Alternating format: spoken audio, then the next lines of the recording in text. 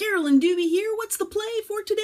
Well, today's play is all about one of my favorite tools, the stencil. And I do consider a stencil a tool because you can get lots of different looks by how you handle it. Just like if you have a paintbrush in your hand, how you hold that paintbrush, what kind of paint or ink you use with it, those all change the looks that you get with a paintbrush. The same is true of a stencil. I'm going to be using Solar System from over at Stencil Girl Products, and I'm going to be giving it a twist, a turn, and then I'm going to use it as a cheat to get perfect circles without having to actually work very hard at it, because I'm all about something that looks complex without having to do a lot of hard work for it. So come take a look. So I'm working with the Solar System stencil here. I'm starting with some of this hot pink paint, and I am just stenciling it on with a cosmetic sponge. As I'm doing this, I am moving my hand down because it's my hand that's holding the stencil in place. If you don't like doing that, then all you need to do is put some repositionable tape on the edges and that will keep it in place. Because I'm using heavy-bodied paint and I'm using a small amount of it, it dries pretty quickly. So I can go right away to adding the next layer. And to do this, you can see I turned the stencil 90 degrees.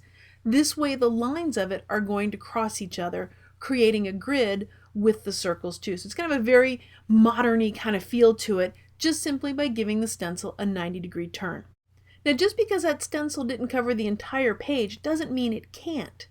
I'm going to just line up the lines, the straight lines on this stencil, and then I slid it down, and then I'm going to stencil away again. That way the entire pattern will fill all the way up the page. That top gap up there, I'm going to flip my page around and line up those lines again. So it's just a matter of lining up those straight lines, sliding it down to where I'm happy with where the circles are going to be, and then stenciling it up.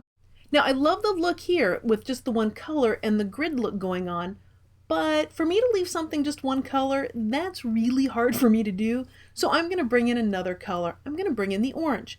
Now you may say, oh no, oh Carolyn, the stencil doesn't completely cover the page. I know, it's a crisis. What am I going to do? Well, all I'm going to do is decide, one, if I care, and if I do want to go and color up the orange on the top part, which I do there. So I'm going to line up the stencil by lining up the lines in it, and then just slide the pattern up and stencil from there. So it can handle any tall paper that I want it to. Any height of paper, any width of paper actually, I can make work with this stencil. Well, now I've got two colors on it. Now I'm going to bring in color number 3. Bringing in some of the golden watercolors, I am putting a really soft yellow, filling in some of the grids or square rectangular-y shapes that I've gotten there in random places, just to give it a little more pop of color. While I'm doing this, I have a favor to ask. If you've been enjoying this video, I'd love it if you gave it a thumbs up or a like.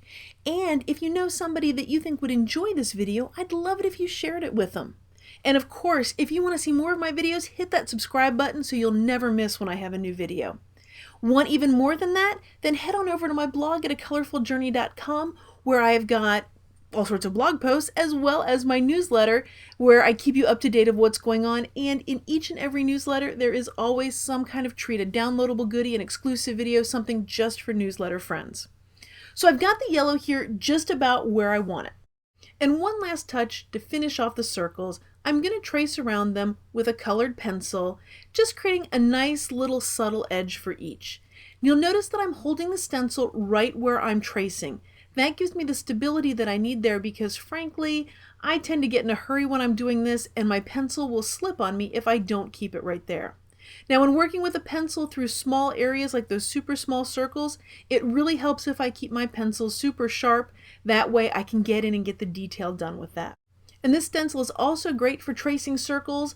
If you don't have paint on the inside, just if you need a perfect circle, you can trace right around the inside of them. Well, thanks so much for joining me for today's play. I truly appreciate you taking the time to be here. Thanks for being a part of this colorful journey.